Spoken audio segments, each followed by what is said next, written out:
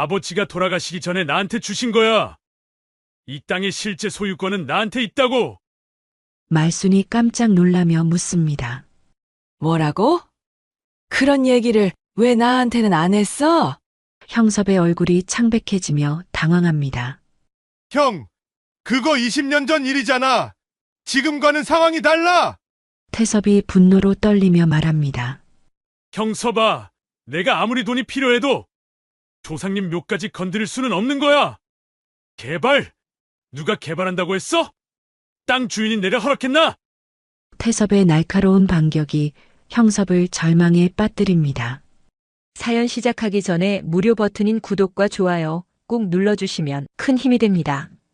새벽 5시 전라남도 끝자락 산자락 아래 조용한 마을에 첫 달구름 소리가 울려 퍼집니다. 박말수는 어김없이 눈을 뜨죠. 70 넘은 나이에도 몸은 시계처럼 정확합니다. 50년 넘게 이 시간에 일어나 살아왔거든요. 창문 너머로 보이는 논밭은 아직 어둠 속에 잠겨 있지만 말순의 하루는 벌써 시작되었습니다. 으응 하며 일어나 허리를 한번 펴니다. 무릎이 시큰거리지만 참을 만합니다. 수십 년 농사일로 굳어진 손으로 옷을 갈아입고 부엌으로 향합니다. 먼저 가스레인지에 물을 올려놓고 뒷마당으로 나가 닭장을 확인하죠. 꼬꼬댁, 꼬꼬댁. 닭들이 말순을 보며 반갑게 소리를 냅니다.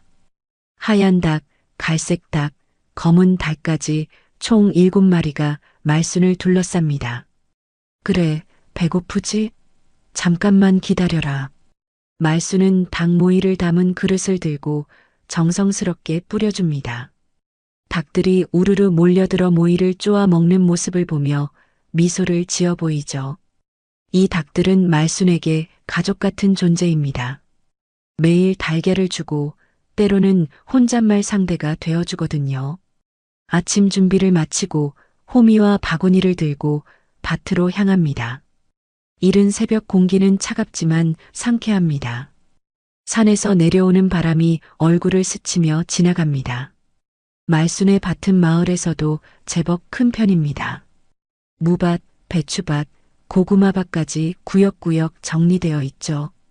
무밭 사이사이 자란 잡초들을 뽑아냅니다. 말순의 손놀림은 여전히 능숙합니다. 어떤 게 잡초이고 어떤 게 작물인지 눈 감고도 구분할 수 있습니다. 한 뼘 한 뼘 정성스럽게 흙을 고르고 물을 주죠.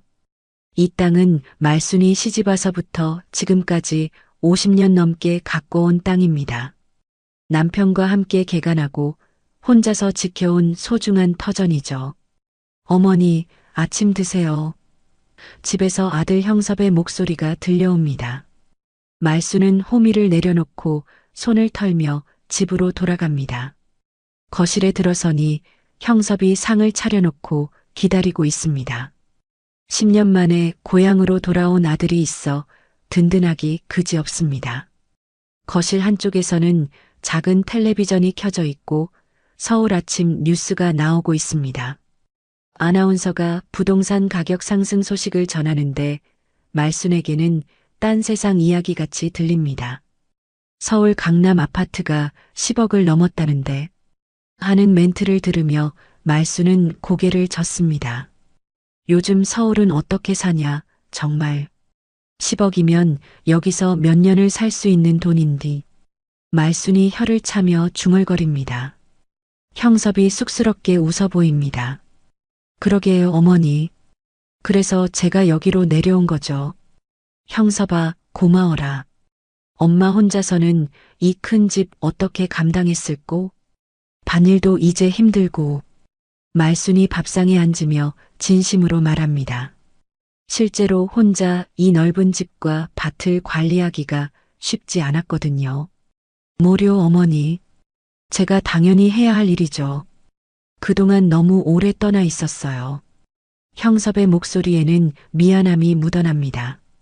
며느리 은지는 밥상에 앉아 있지만 시선은 온통 스마트폰에 가 있습니다. 손가락으로 화면을 계속 넘기며 뭔가를 열심히 보고 있죠.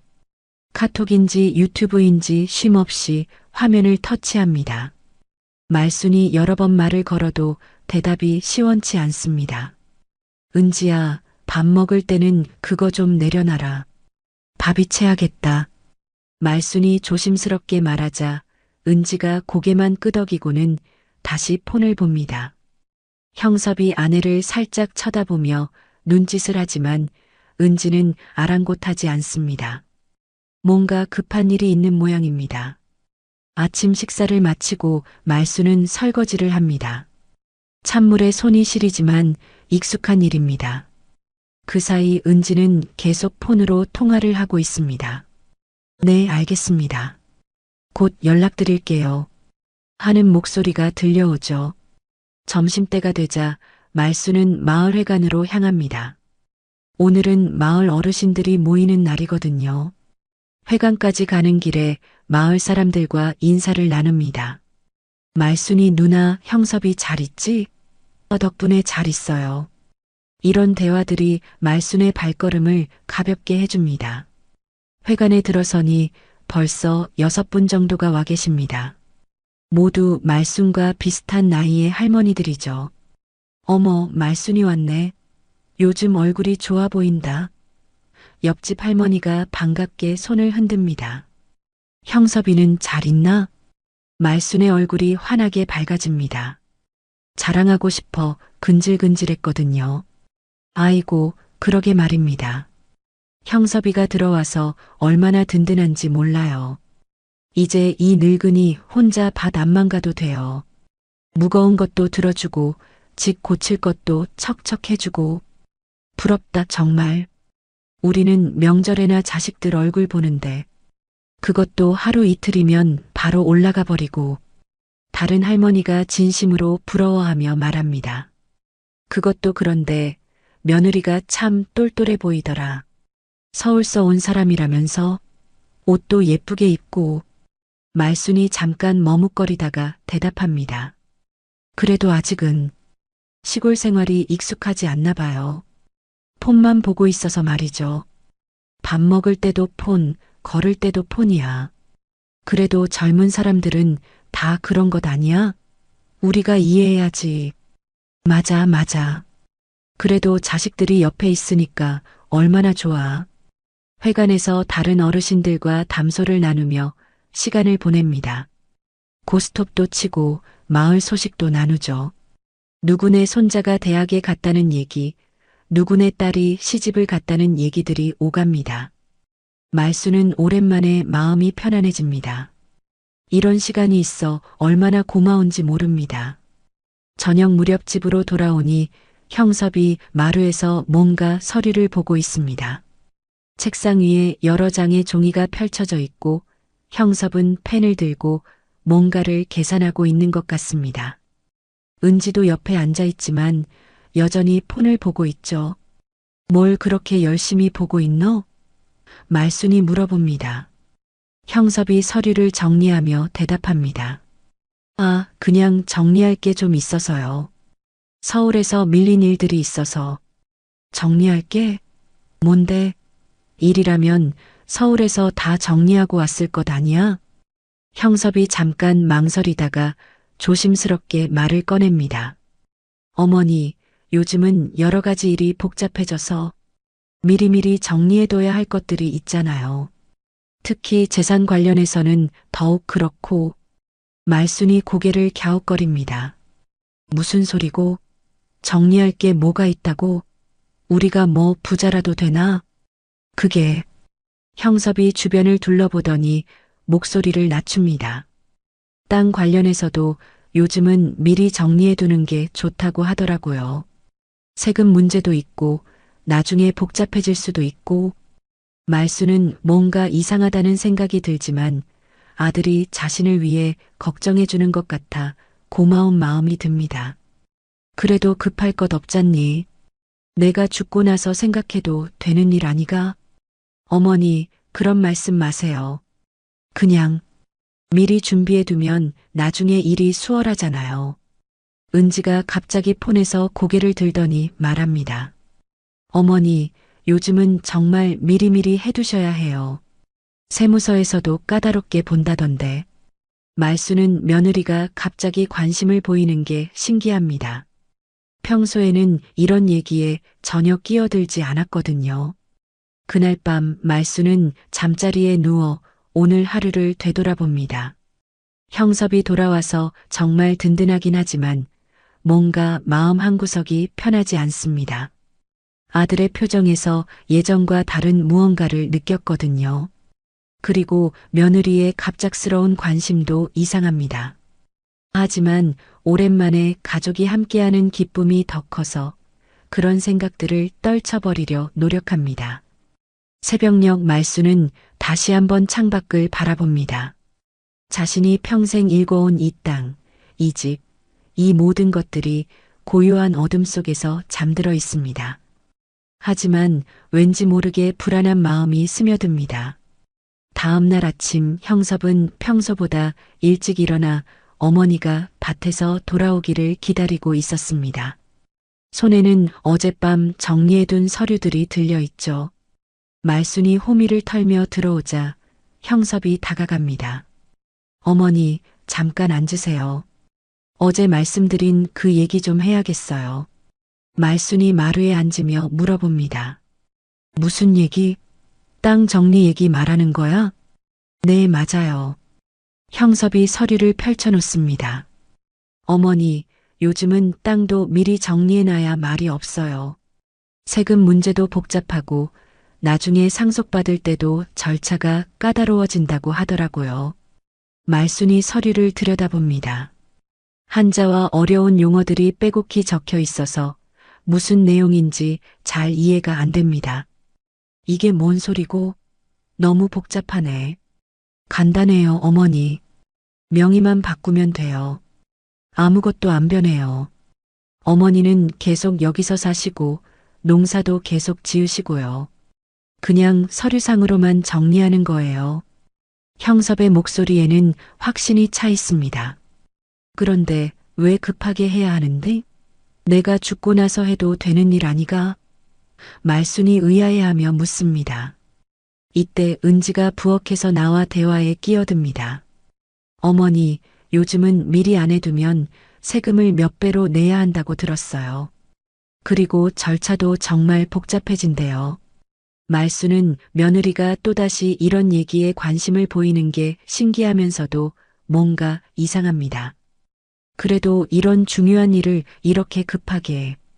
어머니, 제가 알아봤는데 지금이 좋은 시기래요. 형섭이 말을 끊으며 말합니다. 법이 바뀌기 전에 해두면 나중에 훨씬 유리하다고 하더라고요. 말순이 서류를 다시 들여다봅니다. 글씨가 작아서 잘 안 보이지만 대충 토지 소유권 이전에 관한 내용인 것 같습니다. 이거 도장 찍으면 정말 아무것도 안 변하는 거지? 당연하죠, 어머니. 어머니는 계속 여기 주인이세요. 그냥 세금 절약하려고 하는 거예요. 형섭이 도장을 말순 앞에 놓습니다. 말순은 잠시 망설입니다. 뭔가 찜찜하긴 하지만 아들이 자신을 속일 리는 없을 거라는 생각이 듭니다. 그리고 세금을 절약한다니 나쁠 건 없겠죠. 그럼 정말 아무것도 안 변하는 거지? 말순이 마지막으로 확인합니다. 네, 어머니. 약속드려요. 형섭이 단호하게 대답합니다. 말순은 도장을 들어 서류에 찍습니다. 빨간 도장이 서류 위에 선명하게 찍히는 순간 은지의 입가에 미묘한 미소가 스칩니다. 자, 이제 끝났어요.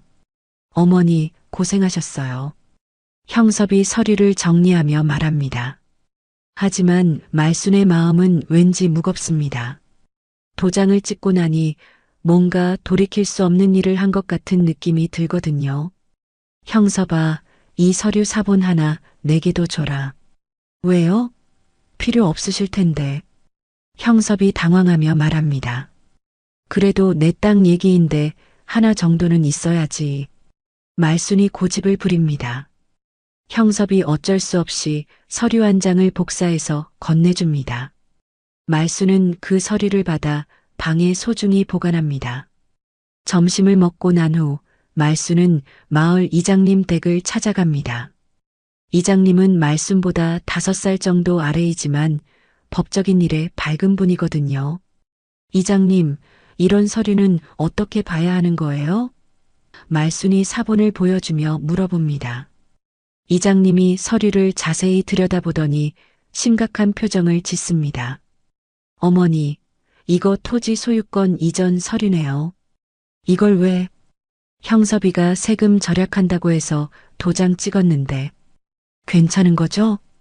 이장님이 고개를 젓습니다. 어머니, 이건 단순한 세금 절약이 아니에요. 실제로 땅 주인이 바뀌는 거예요. 그런데 여기 보니까 등기 이전은 안 되어 있네요. 등기 이전이 뭐예요? 실제로 법적 효력을 갖게 하는 절차예요. 이 서류만으로는 아직 완전히 넘어간 게 아니에요. 하지만 언제든지 등기 이전을 할 수 있는 상태죠. 말순의 얼굴이 창백해집니다. 그럼 지금 당장 막을 수 있는 방법이 있나요? 있어요. 등기 이전 유보 신청을 하시면 돼요. 그러면 어머니 동의 없이는 실제 이전이 안 돼요. 어떻게 하는 거예요? 내일 아침에 함께 법무사 사무소에 가시죠. 제가 아는 분이 있어요. 그날 저녁 말순은 마음이 편하지 않습니다. 아들을 의심하고 싶지는 않지만 이장님 말을 들으니 뭔가 잘못된 것 같거든요. 형섭과 은지는 저녁 식사 후 또다시 서류를 보며 뭔가 얘기를 나누고 있습니다. 밤 10시쯤 말순이 잠들려고 하는데 은지의 목소리가 들려옵니다. 전화 통화를 하는 것 같은데 목소리를 최대한 낮추고 있어서 무슨 얘기인지 자세히는 안 들립니다. 말순이 귀를 기울여 보니 네, 대표님 하는 말이 들려옵니다. 그리고 땅 확보는 끝났고 계약서 검토해 보시고 같은 단어들이 중간중간 들립니다. 말순의 가슴이 쿵쾅거리기 시작합니다. 대표님, 땅 확보? 이게 무슨 의미일까요? 혹시 형섭과 은지가 자신을 속이고 있는 건 아닐까요? 은지가 조만간 계약 들어갈게요라고 말하는 소리가 들린 순간 말순은 확신합니다. 뭔가 큰일이 벌어지고 있다는 걸요. 다음날 새벽 말순은 평소보다 더 일찍 일어납니다. 형섭과 은지가 아직 잠들어 있는 사이에 조용히 집을 나서죠.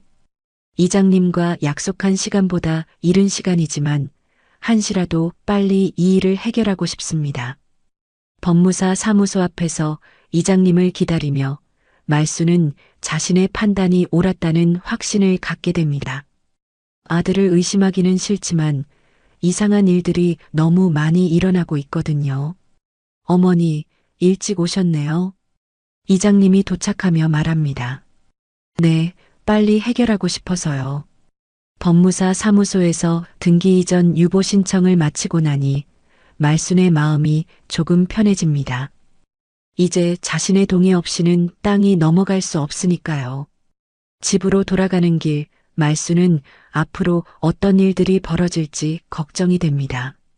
하지만 자신의 땅만은 지켜야겠다는 결심을 더욱 굳게 다집니다.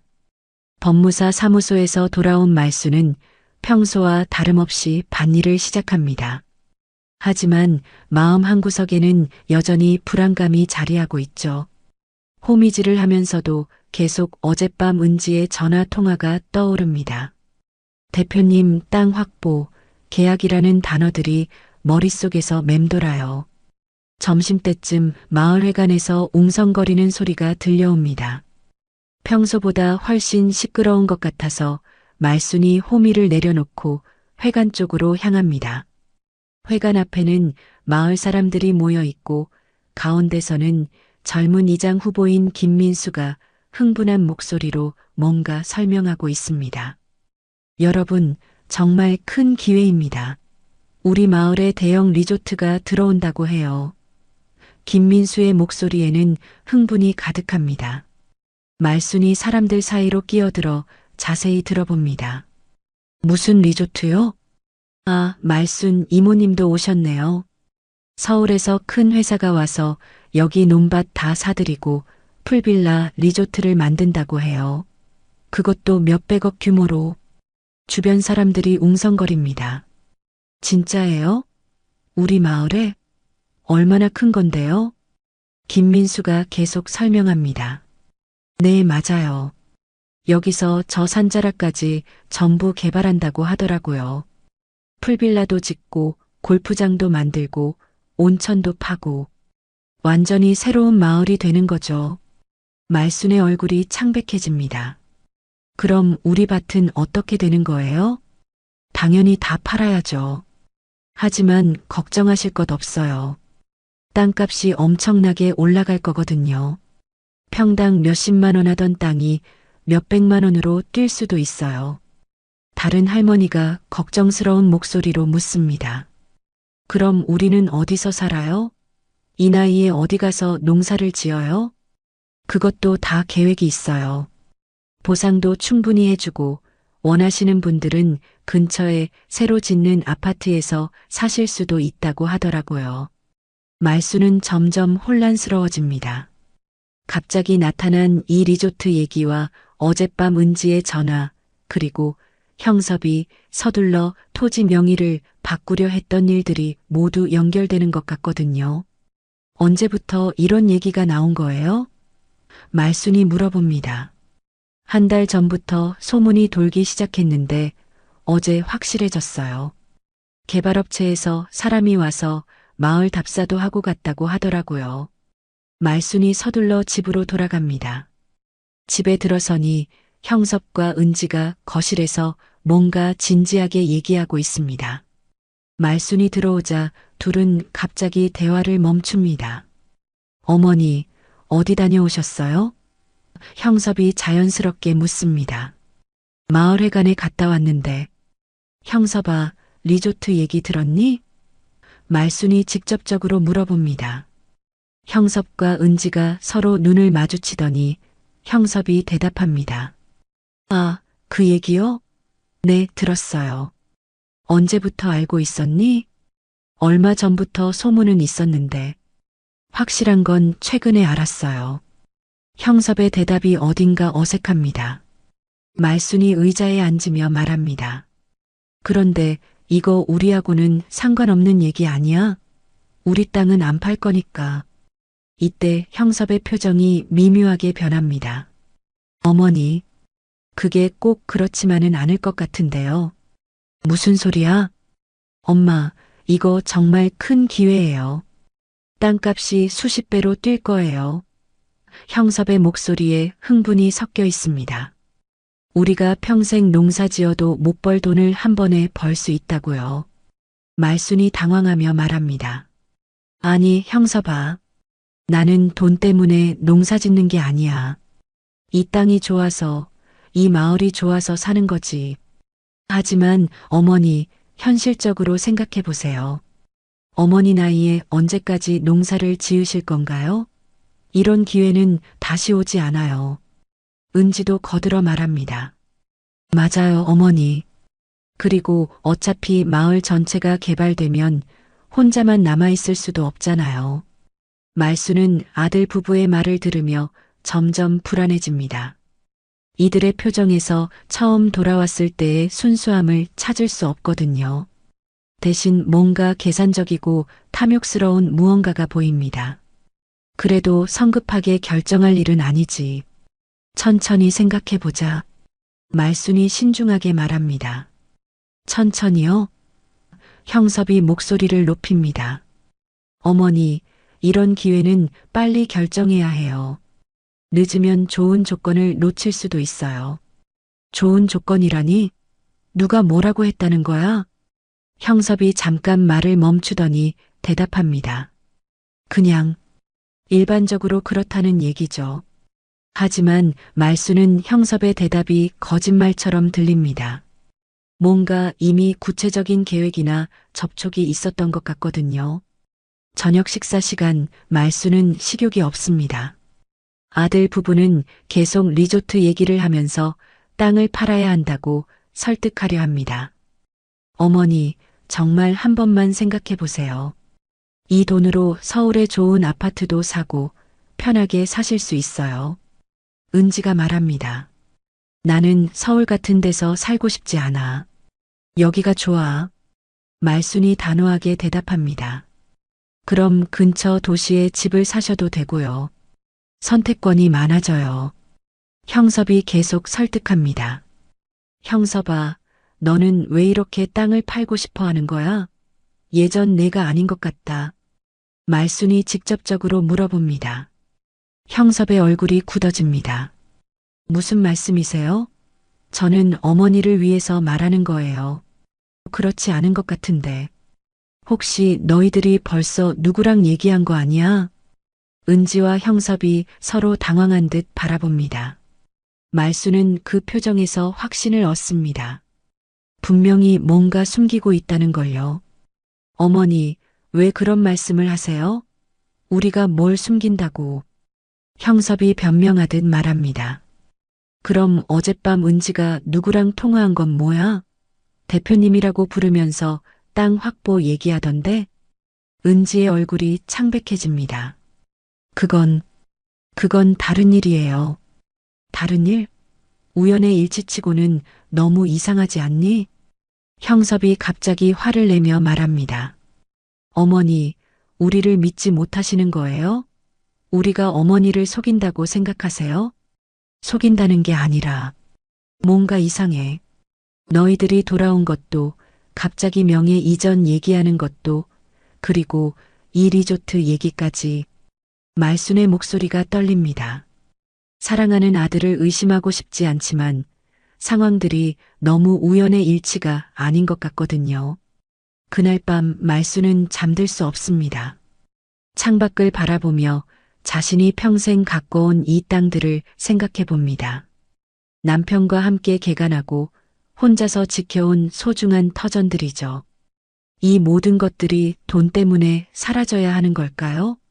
새벽녘 말수는 결심을 굳힙니다. 아들이 어떤 계획을 갖고 있든 자신의 땅만은 지켜내겠다고요. 그리고 진실이 무엇인지 반드시 알아내겠다고 다짐합니다. 며칠이 지나면서 마을의 분위기는 완전히 바뀝니다. 리조트 개발 소식이 확산되면서 사람들은 두 패로 나뉘었거든요. 땅을 팔아야 한다는 쪽과 마을을 지켜야 한다는 쪽으로요. 말수는 당연히 후자였지만 형섭과 은지는 하루가 다르게 더욱 적극적으로 땅을 팔자고 설득해옵니다. 어느 날 아침 말순이 밭에서 돌아오니 형섭이 또 다른 서류를 들고 기다리고 있습니다. 어머니, 이번에는 정말 중요한 일이에요. 또 무슨 서류야? 말순이 피곤한 표정으로 묻습니다. 조상님 묘 이장 신청서예요. 형섭이 조심스럽게 말합니다. 말순의 얼굴이 순간 굳어집니다. 뭐라고? 조상 묘를 왜 이장해? 어머니, 어차피 이 일대가 전부 개발될 거잖아요. 묘도 미리 옮겨야 해요. 나중에 하면 더 복잡해진다고 하더라고요. 아니야. 그건 절대 안 돼. 말순이 강하게 반발합니다. 조상님들이 여기 계신 지가 언제인데 함부로 건드릴 수 있는 일이 아니야. 은지가 옆에서 거들어 말합니다. 어머니, 하지만 개발되면 어차피 옮겨야 해요. 지금 하면 보상도 더 많이 받을 수 있다고 하던데요. 보상? 조상님 묘를 돈으로 계산하겠다는 거야? 말순의 목소리가 떨립니다. 형섭이 한숨을 쉬며 말합니다. 어머니, 감정적으로 생각하지 마세요. 현실적으로 봐야 해요. 어차피 피할 수 없는 일이라면 미리 준비하는 게 낫잖아요. 피할 수 없다고? 누가 그렇게 정했어? 내가 땅을 안 판다고 하면 되는 거 아니야? 형섭과 은지가 서로 의미심장한 눈빛을 주고받습니다. 그리고 형섭이 조심스럽게 말을 꺼냅니다. 어머니, 사실 이미 절차가 많이 진행되었어요. 무슨 소리야? 저희가 이미 개발업체와 예비 계약을 했어요. 물론 어머니 동의를 받기 위해서였지만 말순이 벌떡 일어섭니다. 뭐라고? 내 동의도 없이 계약을 했다고? 정식 계약이 아니라 예비 계약이에요. 어머니가 동의하시면 진행하고 아니시면 취소할 수 있어요. 은지가 변명하듯 말합니다. 그럼 취소해. 지금 당장. 말순이 소리칩니다. 어머니, 그게 그렇게 간단하지 않아요. 이미 계약금도 받았고. 형섭의 목소리가 작아집니다. 말순은 현기증이 날 것 같습니다. 자신도 모르는 사이에 이렇게 많은 일들이 진행되고 있었다니요. 계약금? 얼마나 받았는데? 한 1억 정도요. 형섭이 겨우 대답합니다. 한 1억? 말순이 주저앉을 뻔합니다. 그 돈 지금 어디 있어? 저희가 사업 자금으로 일부 사용했어요. 은지가 떨리는 목소리로 말합니다. 말순은 이제 완전히 이해합니다. 형섭과 은지가 처음부터 계획을 갖고 온 거라는 걸요. 자신을 속이고 땅을 팔아서 돈을 벌려는 계획을요. 너희들이 나를 이렇게 속였단 말이야? 말순의 목소리가 떨립니다. 어머니, 속인 게 아니라. 형섭이 변명하려 하지만 말순이 손을 들어 막습니다. 그만해. 더 이상 듣고 싶지 않아. 말순은 방으로 들어가 문을 닫아버립니다. 가슴이 터질 것 같고 숨이 막힐 것 같습니다. 사랑하는 아들이 자신을 이렇게 배신할 줄은 꿈에도 몰랐거든요. 며칠 후 말순이 두려워했던 일이 실제로 일어납니다. 산 중턱에 있는 조상 묘지에 굴삭기가 들어온 거예요. 형섭과 은지가 말순 몰래 이장 절차를 진행한 겁니다. 말순이 묘지에 도착했을 때는 이미 늦었습니다. 할아버지, 할머니, 그리고 남편의 묘가 모두 파헤쳐져 있었거든요. 말순은 무너진 묘를 보며 주저앉습니다. 영감, 미안해. 내가 지키지 못했어. 말순이 흐느끼며 말합니다. 형섭이가 이런 아이였는지 몰랐어. 어떻게 조상님 묘까지 건드릴 수가 있어? 무너진 묘 앞에서 말순은 오랫동안 울었습니다.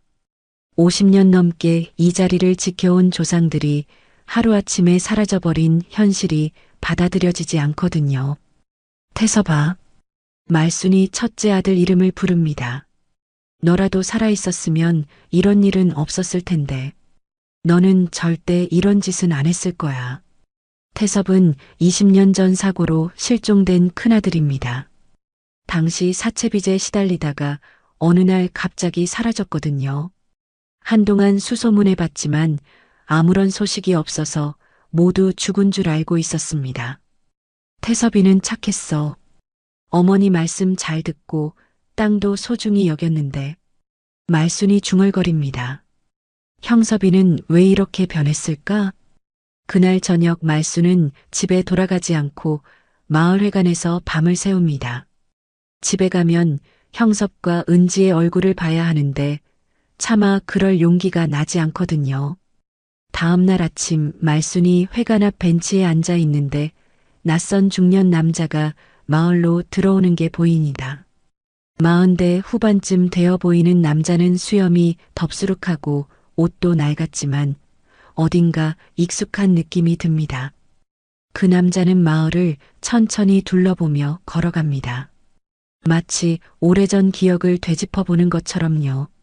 말순의 집 앞에 도착하자 남자는 오랫동안 서서 집을 바라봅니다. 말순이 이상해서 가까이 가보려 하는데 형섭이 집에서 나와 남자를 보더니 놀란 표정을 짓습니다. 뭔가 아는 사이인 것 같지만 형섭의 표정은 반가움보다는 당황스러움에 가깝습니다. 남자는 형섭을 보더니 잠깐 멈춰서서 바라봅니다. 둘 사이에 무언의 긴장감이 흐르죠. 그러다가 남자가 고개를 돌려 다시 걸어갑니다. 형섭은 급히 집 안으로 들어가서 은지와 뭔가 급하게 얘기를 나눕니다.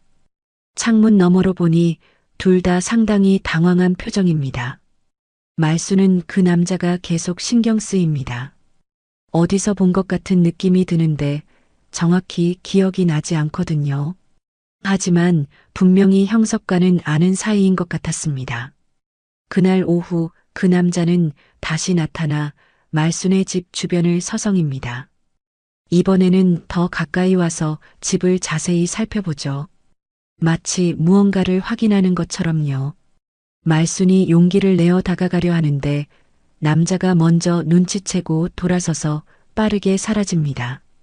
하지만 그 뒷모습을 보는 순간 말순의 가슴이 쿵쾅거리기 시작합니다. 설마 태섭이? 말순이 작은 소리로 중얼거립니다. 하지만 곧 고개를 젓습니다. 20년이나 지났는데 태섭이 살아있을 리 없다고 생각하거든요. 하지만 그 남자의 걸음걸이와 뒷모습이 자꾸 태섭을 떠올리게 합니다. 그날 밤 말순은 잠들 수 없습니다. 무너진 조상묘, 배신한 아들, 그리고 낯선 남자까지. 너무 많은 일들이 한꺼번에 일어나고 있거든요. 새벽녘 말순은 창밖을 내다봅니다.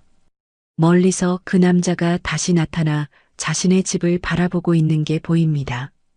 이번에는 더 오랫동안 서서 바라보고 있어요. 말순의 마음속에 희미한 희망이 싹트기 시작합니다. 정말 혹시 그 남자가 태섭이라면? 그렇다면 이 모든 위기에서 자신을 구해줄 수 있지 않을까요? 사흘째 되는 날 아침, 말순은 더 이상 참을 수 없어서 용기를 냅니다. 그 남자가 또다시 집 앞에 나타나면 직접 말을 걸어보기로 한 거죠. 새벽 5시부터 대문 앞에서 기다리고 있었는데 6시쯤 되자 정말로 그 남자가 나타납니다. 이번에는 더 가까이 와서 대문 앞에 서 있습니다. 말순이 떨리는 마음으로 다가가자 남자가 고개를 돌려 말순을 바라봅니다. 그 순간 말순의 가슴이 멎을 것 같습니다. 혹시?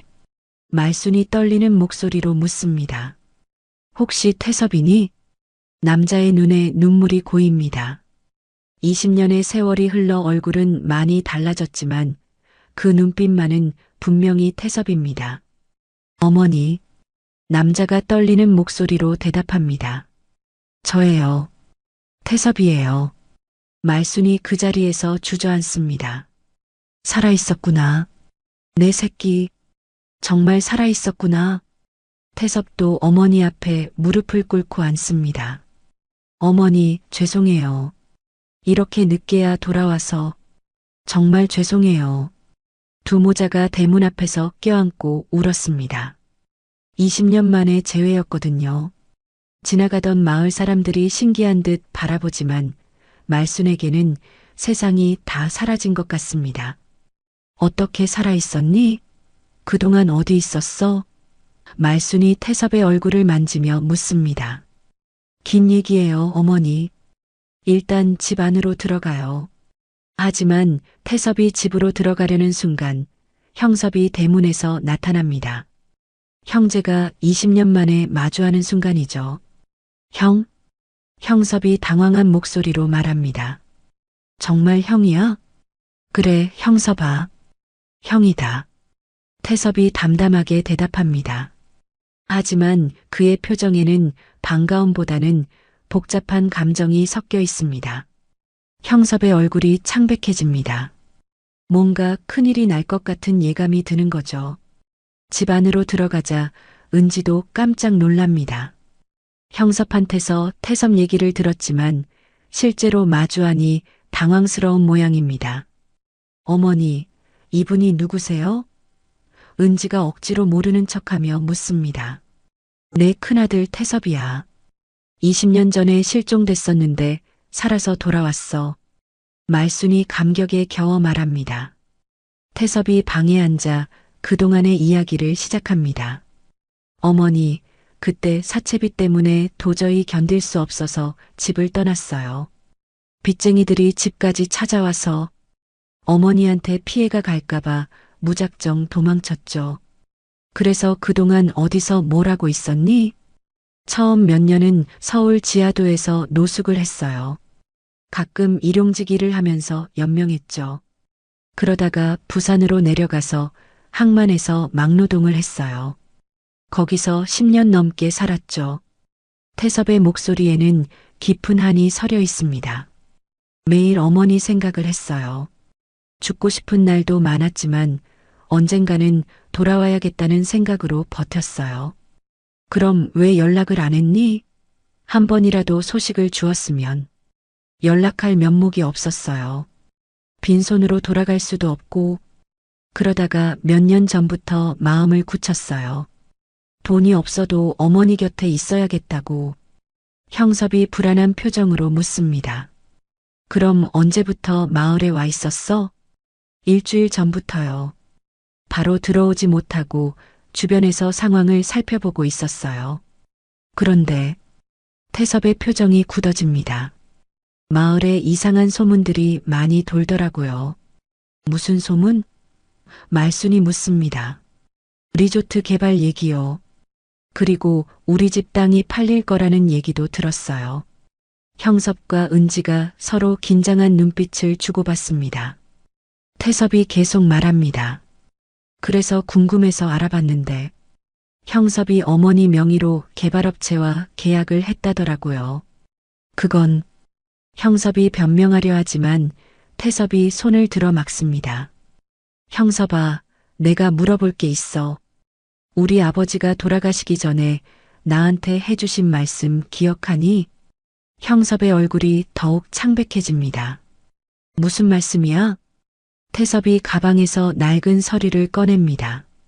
아버지가 돌아가시기 전에 나한테 주신 거야. 이 땅의 실제 소유권은 나한테 있다고. 말순이 깜짝 놀랍니다. 뭐라고? 그런 얘기를 왜 나한테는 안 했어? 아버지가 말씀하시기를 어머니는 평생 농사만 지으시면 되고 나중에 땅 일은 큰아들인 내가 맡아서 하라고 하셨어요. 그래서 상속 관련 서류를 미리 만들어 두셨죠. 태섭이 서류를 펼쳐 보입니다. 분명히 아버지의 필체로 쓰인 유언장과 토지 증여 계약서가 있습니다. 하지만 내가 사라지는 바람에 등기 이전은 못했어요. 그래도 법적으로는 이 서류들이 유효해요. 형섭이 당황하며 말합니다. 형, 그거 20년 전 일이잖아. 지금과는 상황이 달라. 달라? 뭐가 달라졌는데? 태섭이 날카롭게 묻습니다. 혹시 내가 어머니를 속이고 땅을 팔려고 했다는 게 달라진 거야? 은지가 끼어듭니다. 아니에요. 우리는 어머니를 위해서. 위해서? 태섭이 웃습니다. 내가 며칠 동안 지켜봤는데 위하는 게 맞아? 어머니 동의도 없이 계약하고 조상님 묘까지 파헤치고? 말순이 놀라며 묻습니다. 태섭아, 내가 그걸 어떻게 알아? 어머니가 묘지에서 우시는 걸 봤어요. 멀리서 지켜보고 있었거든요. 마음이 찢어지는 줄 알았어요. 태섭의 눈에 분노가 서립니다. 형섭아, 내가 아무리 돈이 필요해도 조상님 묘까지 건드릴 수는 없는 거야. 형섭이 변명합니다. 형, 어차피 개발되면 옮겨야 하는 거였어. 미리 하는 게 나은 거 아니야? 개발? 누가 개발한다고 했어? 땅 주인인 내가 허락했나? 이 말에 형섭과 은지가 완전히 당황합니다. 태섭이 살아 돌아왔다는 것만으로도 충격인데 땅의 실제 소유자라니요. 태섭이 어머니를 향해 말합니다. 어머니, 제가 돌아왔으니까 이제 걱정하지 마세요. 이 땅은 절대 팔지 않을 거예요. 하지만 태섭아, 형섭이가 이미 계약금을 받았다는데 그것도 해결할 방법이 있어요. 애초에 소유권자 동의 없이 한 계약이니까 무효해요. 태섭이 형섭을 바라보며 말합니다. 형섭아, 계약금 받은 거 다 토해내야 할 거야. 그리고 조상님 묘 원래대로 복구하고. 형섭의 얼굴이 흑빛이 됩니다. 형, 그게 말이 돼? 이미 돈은 다 써버렸는걸. 그럼 어떻게 할 거야? 내 땅을 팔아서 번 돈으로. 긴장이 최고조에 달했을 때 말순이 조용히 말합니다. 그만해라, 둘 다. 형제끼리 이러면 안 돼. 하지만 태섭은 단호합니다. 어머니, 형섭이가 잘못한 일은 분명히 해야 해요. 그래야 다시는 이런 일이 안 생겨요. 태섭이 가방에서 또 다른 서류를 꺼냅니다. 내일 법무사님과 함께 정식으로 소유권을 정리할 거예요. 그리고 개발업체와의 계약도 무효 처리하고. 형섭과 은지는 이제 완전히 절망적인 표정입니다. 모든 계획이 물거품이 된 거죠. 말수는 복잡한 마음입니다. 태섭이 돌아온 건 기쁘지만 형제가 이렇게 대립하는 모습을 보니 마음이 아픕니다. 태섭아, 내가 돌아와서 정말 고맙다. 하지만 형제끼리 너무 심하게 다투지는 마라.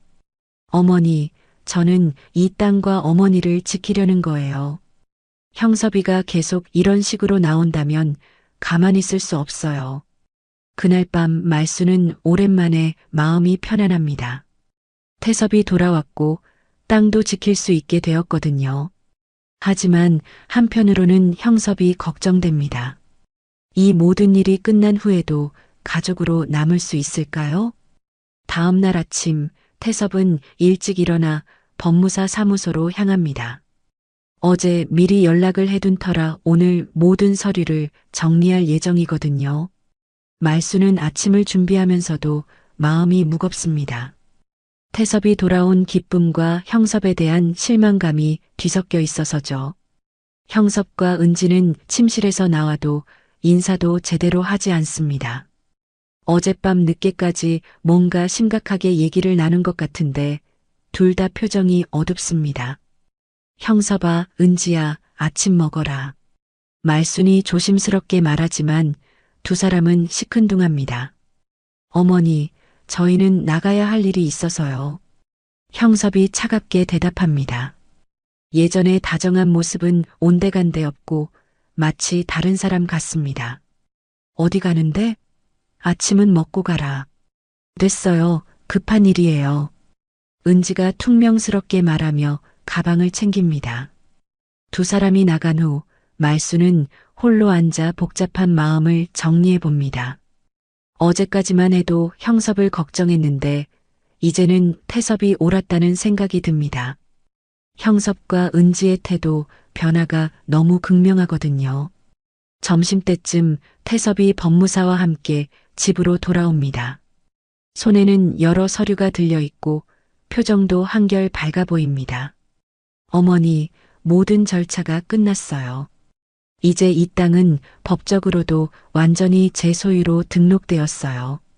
법무사가 말순에게 설명합니다. 어르신, 태섭 씨가 가져온 서류들이 모두 유효합니다. 부친께서 생전에 작성하신 증여계약서와 유언장이 법적 효력을 갖고 있어요. 그럼 형섭이가 한 계약은 어떻게 되는 거예요?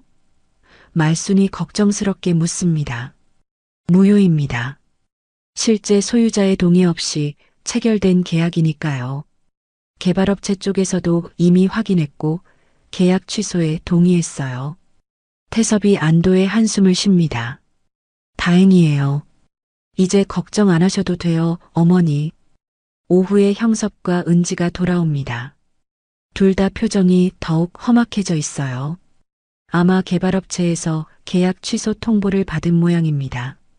거실에 모두 모이자 무거운 침묵이 흐릅니다.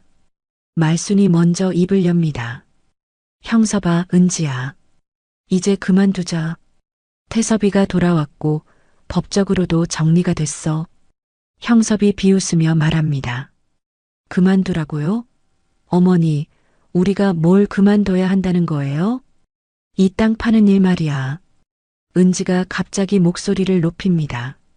어머니, 이게 말이 돼요? 죽은 줄 알았던 사람이 갑자기 나타났다고 해서 모든 걸 그 사람 마음대로 해야 해요? 말순이 깜짝 놀랍니다.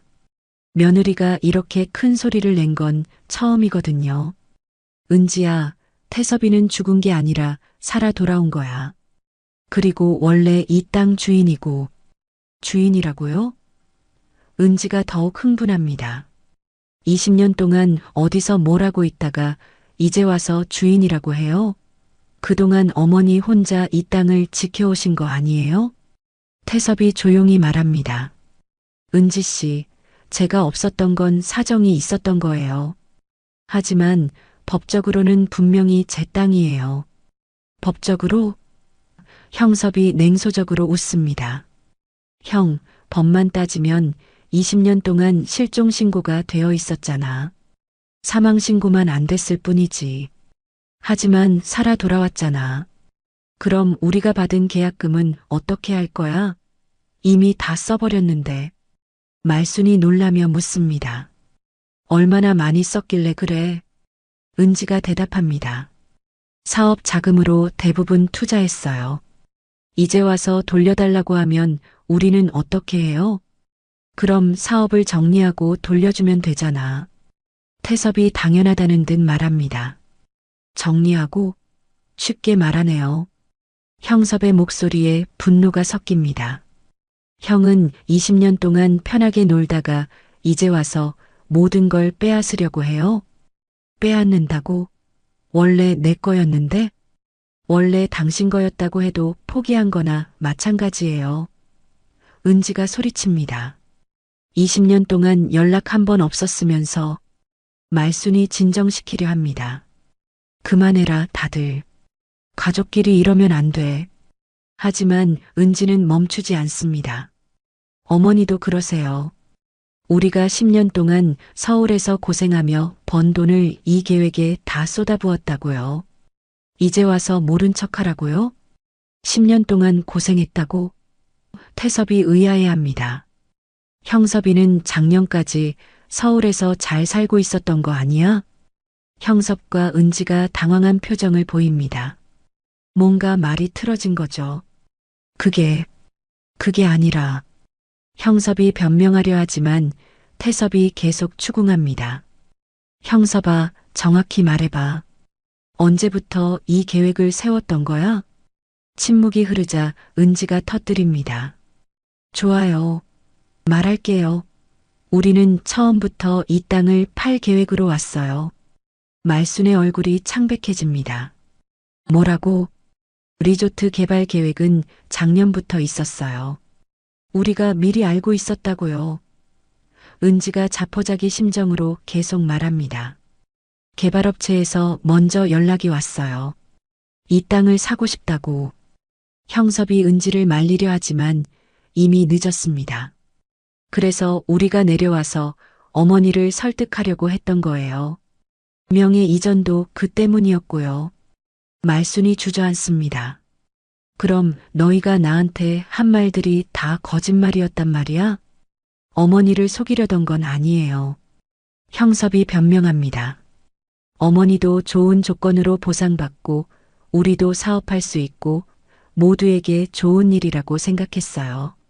모두에게 좋은 일? 태섭이 분노로 떨립니다. 조상님 묘까지 파헤치는 게 좋은 일이야? 그건 어차피 개발되면 옮겨야 하는 거였잖아요. 말순이 떨리는 목소리로 말합니다. 형섭아, 너는 언제부터 이렇게 변했니? 예전에는 그런 아이가 아니었는데. 변한 게 아니에요, 어머니. 현실적으로 생각하는 거예요. 형섭의 목소리가 차갑습니다. 어머니도 언젠가는 이해하실 거예요. 태섭이 조용하지만 단호하게 말합니다. 형섭아, 그리고 은지 씨. 내일까지 계약금 돌려줄 방법을 찾아봐. 그리고 조상님 묘도 원래대로 복구하고. 그게 말이 돼요? 은지가 짜증내듯 말합니다. 우리 보고 죽으라는 거예요? 죽으라는 게 아니라 잘못한 일을 바로잡으라는 거야. 말순이 조용히 말합니다. 나도 할 말이 있어. 모두가 말순을 바라봅니다. 형섭아, 너는 아직도 모르는 모양인데.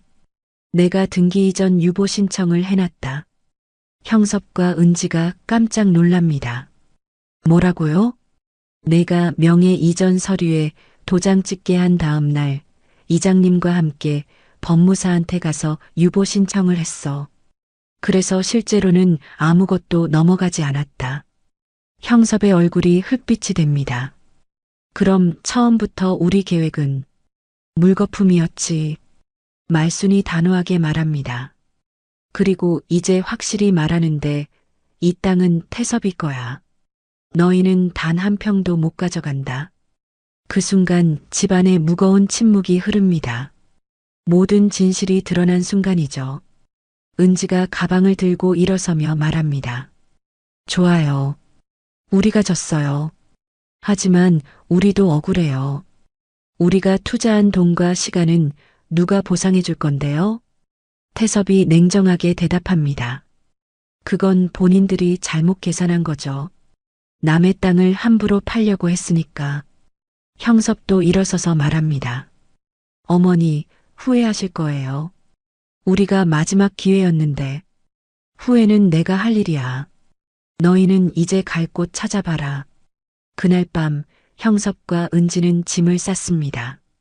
떠나기 전에 형섭이 어머니에게 마지막으로 말합니다. 어머니, 정말 이렇게 끝내실 건가요? 말순이 단호하게 대답합니다. 끝낸 건 너희야, 형섭아. 나를 속이고 조상님을 우롱한 건 너희니까. 형섭과 은지가 집을 떠나는 모습을 보며 말순의 마음은 복잡합니다. 둘째 아들을 잃은 슬픔과 첫째 아들을 되찾은 기쁨이 교차하거든요. 형섭과 은지가 집을 떠난 지 일주일이 지났습니다. 말순은 태섭과 함께 평화로운 일상을 되찾아가고 있었죠. 아침에는 함께 밭에 나가고 저녁에는 마루에 앉아 그동안 못다한 이야기들을 나눕니다. 20년의 공백을 메워가는 소중한 시간들이었어요. 그런데 어느 날 오후 법원에서 배달된 서류 한 통이 모든 것을 바꿔놓습니다. 태섭이 서류를 뜯어보더니 얼굴이 굳어집니다. 어머니, 큰일이에요. 왜? 무슨 일이야? 형섭이가 소송을 걸었어요. 토지 소유권 확인 소송이요. 말순이 깜짝 놀랍니다. 소송? 그게 뭔 소리야? 태섭이 서류를 자세히 읽어보더니 설명합니다. 형섭이가 법원에 이 땅의 진짜 주인이 자기라고 주장하는 소송을 낸 거예요. 제가 20년 동안 실종되어 있었으니까 소유권이 무효라고 하네요. 그런 게 가능해? 법적으로는 가능해요. 하지만 우리도 충분히 맞설 수 있어요. 아버지가 남기신 서류들이 있으니까요. 며칠 후 태섭은 변호사와 함께 소송에 대비합니다. 상대편도 만만치 않을 것 같거든요. 형섭과 은지가 꽤 치밀하게 준비한 것 같습니다. 변호사님, 우리가 이길 수 있을까요? 말순이 걱정스럽게 묻습니다. 서류상으로는 태섭 씨가 유리합니다. 하지만 상대편에서 어떤 논리를 내세울지 지켜봐야겠어요. 변호사가 신중하게 대답합니다. 한 달 후 드디어 첫 번째 법정 심리가 열립니다. 말순과 태섭이 법원에 도착하니 형섭과 은지도 와 있습니다. 한 달 만에 보는 형섭의 모습은 많이 달라져 있었어요. 수염을 깎고 정장을 차려입은 모습이 마치 다른 사람 같습니다. 법정에서 형제가 마주하는 순간 묘한 긴장감이 흐릅니다. 말순은 가슴이 아픕니다. 자신의 두 아들이 법정에서 대립하는 현실이 믿어지지 않거든요. 재판장이 들어오고 심리가 시작됩니다. 먼저 형섭 측 변호사가 주장을 펼칩니다. 재판장님, 피고인 김태섭은 20년 전부터 실종 상태였습니다. 그동안 연락도 없었고 토지 관리에도 전혀 관여하지 않았습니다. 실질적으로는 포기한 것과 다름없습니다. 형섭 측 변호사가 계속 말합니다. 반면 원고인 김영섭은 지난 10년 동안 어머니를 돌보며 토지를 함께 관리해 왔습니다. 또한 어머니로부터 정식으로 토지 증여를 받았습니다. 이때 형섭이 증인석에 섭니다. 재판장님, 저는 형이 돌아오기를 10년 넘게 기다렸습니다. 하지만 아무런 소식이 없었고 어머니 혼자서는 농사일이 힘드셨어요. 그래서 제가 서울 생활을 정리하고 내려와서 어머니를 모시기로 했습니다. 형섭의 목소리에는 진정성이 느껴집니다. 저는 어머니로부터 토지를 증여받았고 그 증여계약서도 공정증서로 작성했습니다. 법적으로 완전히 유효한 절차였습니다. 재판장이 묻습니다. 그럼 피고인이 갑자기 나타나서 소유권을 주장하는 것에 대해서는 어떻게 생각하십니까? 물론 형이 살아 돌아온 것은 기쁩니다. 하지만 20년 동안 실종되어 있다가 갑자기 나타나서 모든 권리를 주장하는 것은 공정하지 않다고 생각합니다. 형섭의 증언이 끝나고 이번에는 태섭이 증인석에 섭니다. 재판장님, 저는 사채비 때문에 어쩔 수 없이 집을 떠날 수밖에 없었습니다. 하지만 단 하루도 고향을 잊은 적이 없고 언젠가는 꼭 돌아오려고 했습니다. 태섭이 서류를 제출합니다. 이것은 아버지가 돌아가시기 전에 저에게 주신 토지 증여 계약서와 유언장입니다. 아버지는 명확히 이 땅을 큰아들인 저에게 물려주신다고 하셨습니다. 재판장이 서류를 검토합니다. 이 서류들의 진위는 확인되었습니까? 태섭 측 변호사가 대답합니다. 네, 필적 감정과 공증 확인을 모두 마쳤습니다. 모든 서류가 진짜이고 법적 효력이 있습니다. 태섭이 계속 말합니다. 저는 20년 동안 힘들게 살았지만 항상 이 땅으로 돌아올 생각을 했습니다. 그리고 동생이 어머니를 속이고 땅을 팔려는 것을 알고는 더 이상 지켜볼 수 없었습니다. 피고인은 원고가 어머니를 속였다고 주장하는데 그에 대한 근거가 있습니까? 네, 있습니다. 태섭이 단호하게 대답합니다. 형섭은 처음부터 이 땅을 팔 계획으로 내려왔습니다. 리조트 개발업체와 미리 연락을 주고받았고 어머니께는 단순한 명의 이전이라고 속였습니다. 이때 말순이 증인으로 나섭니다. 재판장 앞에 선 말순의 모습은 떨리지만 의연합니다. 증인께서는 두 아들 사이에서 어떤 입장이십니까? 말순이 떨리는 목소리로 대답합니다. 재판장님, 저는 두 아들 모두 사랑합니다. 하지만 잘못된 것은 잘못되었다고 말해야겠어요. 구체적으로 말씀해 주시기 바랍니다. 형섭이가 처음 내려왔을 때는 저를 돌보러 왔다고 했어요. 하지만 알고 보니 처음부터 땅을 팔 계획이었더라고요. 저한테는 단순한 세금 절약이라고 했지만 실제로는 개발업체와 계약을 하려던 거였어요. 말순의 목소리가 더욱 확고해집니다. 저는 땅을 팔려는 게 아니었어요. 지키려고 했어요. 이 땅은 제 남편과 제가 평생 일궈온 터전이고 아이들이 뛰어놀며 자란 곳이에요. 내 새끼들이 밟고 자란 흙덩이라고요. 재판장이 묻습니다. 그럼 형섭 씨의 토지 증여 계약에 대해서는 어떻게 생각하십니까? 저는 그때 속은 거예요. 형섭이가 명의만 바꾸는 거라고 아무것도 변하지 않는다고 했거든요. 그래서 도장을 찍었지만 바로 다음날 등기 이전 유보 신청을 했어요. 뭔가 이상하다는 생각이 들어서요. 말순이 계속 증언합니다. 그리고 조상님 묘까지 제 동의 없이 파헤쳤어요. 그때 저는 확신했어요. 형섭이가 잘못하고 있다는 걸요. 형섭 측 변호사가 반박합니다. 하지만 증인께서는 형섭 씨가 어머니를 돌보려는 마음에서 한 일이라고 생각하지 않으십니까? 말순이 단호하게 대답합니다. 처음에는 그렇게 생각했어요. 하지만 나중에 알고 보니 저를 이용하려던 거였어요. 진짜 저를 생각했다면 조상님 묘를 함부로 건드리지는 않았을 거예요. 몇 시간에 걸친 심리가 끝나고 재판장이 잠시 휴정을 선언합니다. 복도에서 형제가 마주칩니다. 형, 정말 끝까지 이렇게 갈 거야? 형섭이 조용히 묻습니다. 형섭아, 아직도 모르겠니? 잘못한 건 내야. 태섭이 차갑게 대답합니다. 나도 생활이 있어. 이미 투자한 돈도 있고, 그건 내가 해결할 문제야. 남의 땅으로 사업하려던 내 욕심이잖아. 은지가 끼어듭니다.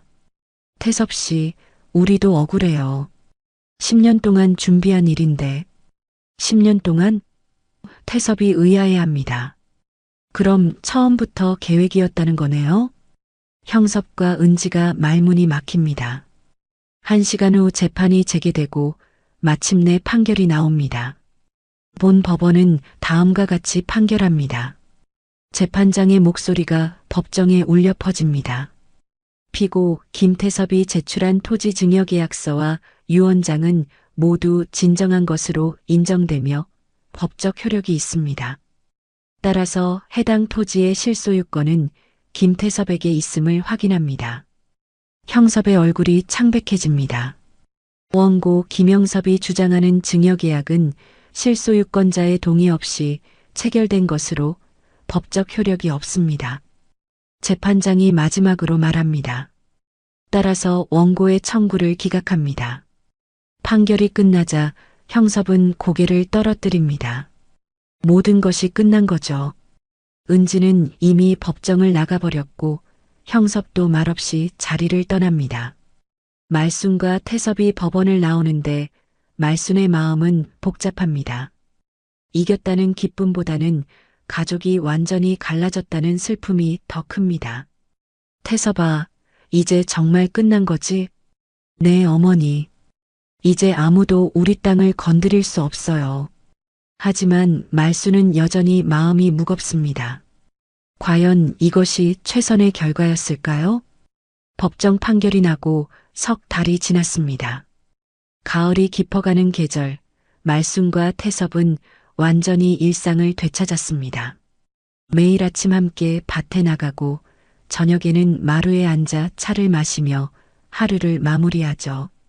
20년의 공백이 있었지만 모자 사이의 정은 금세 회복되었습니다. 어머니, 오늘은 고구마를 캐볼까요? 태섭이 호미를 들며 말합니다. 그래, 좋다. 올해 고구마가 잘 되었을 것 같은데. 말순도 바구니를 들고 밭으로 향합니다. 2달 전에 함께 심은 고구마 밭에 도착하니 푸른 덩굴들이 땅을 덮고 있습니다.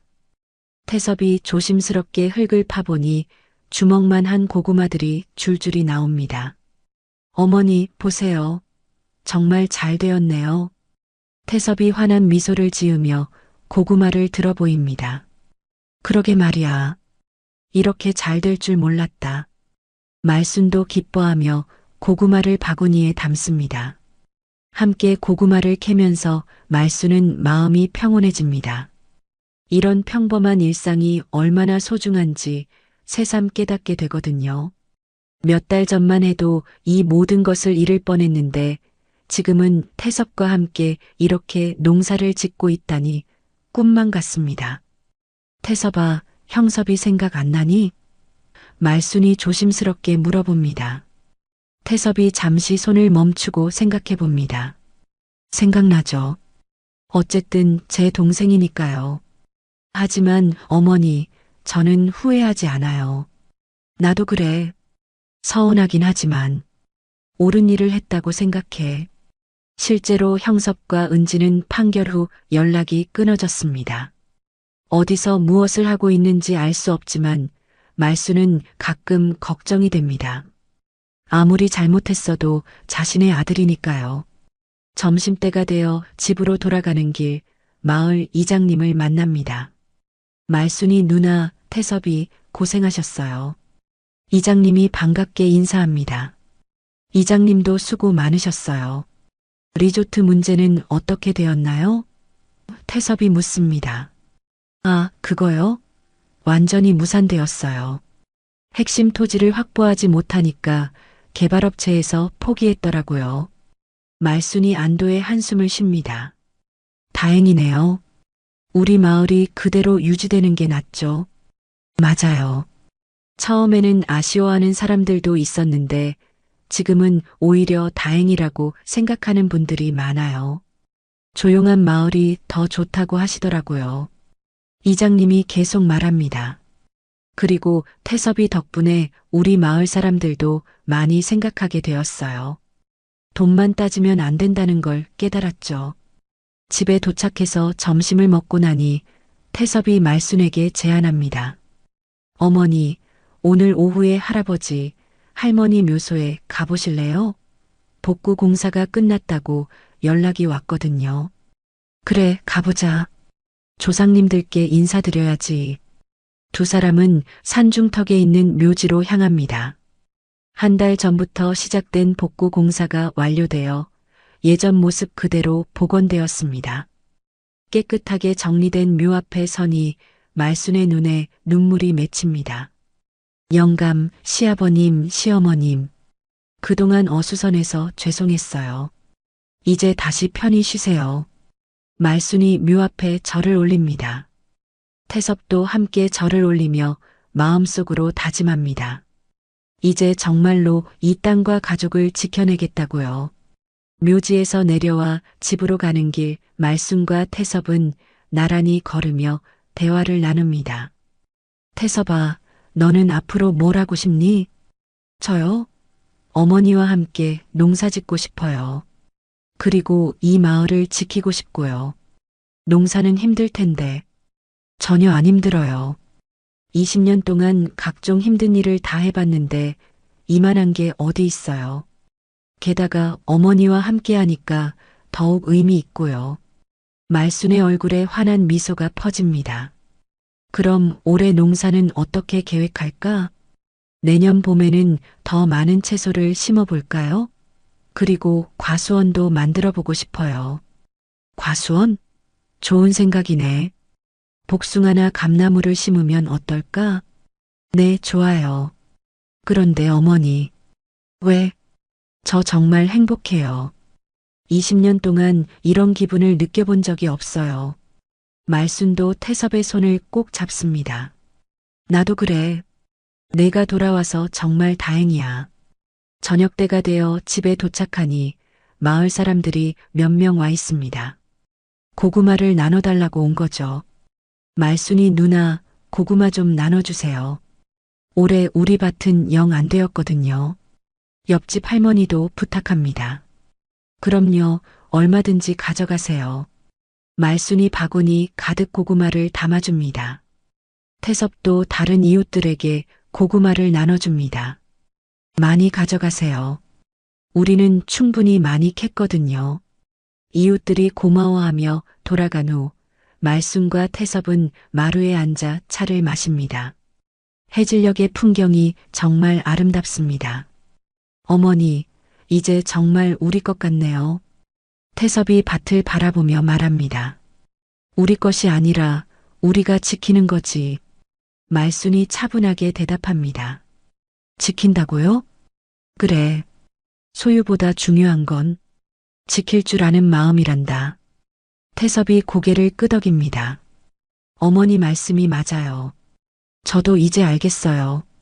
이 땅은 우리가 소유하는 게 아니라 우리가 지켜야 할 소중한 것이라는 거요. 맞아. 그리고 지킨다는 건 혼자 하는 게 아니야. 마을 사람들과 함께, 자연과 함께, 조상님들과 함께 하는 거지. 해가 서서히 지면서 하늘이 붉게 물들어갑니다. 멀리서 귀뚜라미 소리가 들려오고 닭들이 닭장으로 돌아가는 소리도 들립니다. 모든 것이 평화롭고 고요합니다. 이제 내가 지킬게요. 이 땅도 어머니도. 태섭이 진심 어린 목소리로 말합니다. 고마워, 태섭아. 너 같은 아들이 있어서 행복해. 두 사람은 조용히 차를 마시며 해가 지는 모습을 바라봅니다. 20년 만에 찾은 평화로운 일상이 얼마나 소중한지 새삼 느끼게 되거든요. 며칠 후 말순과 태섭은 내년 농사 계획을 세우며 씨앗을 정리합니다. 무씨, 배추씨, 고추씨 하나하나 정성스럽게 분류하면서 내년에 대한 기대에 부풉니다. 어머니, 내년에는 정말 좋은 농사를 지어봅시다. 그래, 좋다. 우리 둘이 함께하면 못할 일이 없어. 마을은 예전의 고요함을 되찾았습니다. 리조트 개발이 무산되면서 사람들도 다시 농사에 집중하게 되었죠. 말순과 태섭도 그 일상 속에서 자신들의 자리를 찾아가고 있습니다. 저녁 무렵 말순은 밭 한가운데 서서 사방을 둘러봅니다. 자신이 평생 일궈온 이 땅, 태섭과 함께 지켜나갈 이 터전이 무엇보다 소중하게 느껴집니다. 태섭도 어머니 옆에 서서 같은 풍경을 바라봅니다. 어머니, 정말 아름다운 곳이네요. 그렇지? 이게 바로 우리가 지켜야 할 것들이야. 두 사람의 실루엣이 저녁 노을과 함께 밭 한가운데 서 있습니다. 고요한 시골 마을의 풍경 속에서 진정한 소유의 의미를 깨달은 모자의 모습이 평화롭기만 합니다. 바람이 살랑살랑 불어와 고구마 잎사귀들이 살랑거립니다. 멀리서 마을 사람들이 집으로 돌아가는 모습도 보이고요. 모든 것이 제자리를 찾은 듯한 고요한 마을의 저녁 풍경이 펼쳐집니다. 오늘 영상이 좋았다면 무료인 구독과 좋아요, 댓글로 응원 부탁드립니다.